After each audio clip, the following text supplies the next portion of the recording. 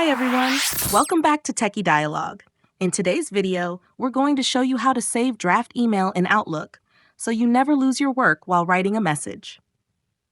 Step 1. Open Outlook and click on the New Email button in the Home tab to start composing a message. You can also use the shortcut Control-N on your keyboard to open a new email window. Step 2. Begin writing your email by filling in the recipient's address, subject line, and message body. You can also add a signature if you have one saved, and even insert attachments if needed. Step 3. To save the email as a draft, simply click the X button at the right of the email window. Outlook will automatically save your message in the Drafts folder without sending it. Step 4. To access your saved draft, go to the left panel and click on the Drafts folder. You'll see all unsent messages there, ready for you to open and continue editing.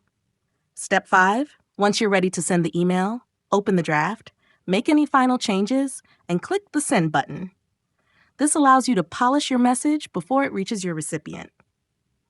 Thanks for watching. Don't forget to subscribe to Techie Dialogue for more quick Outlook tutorials.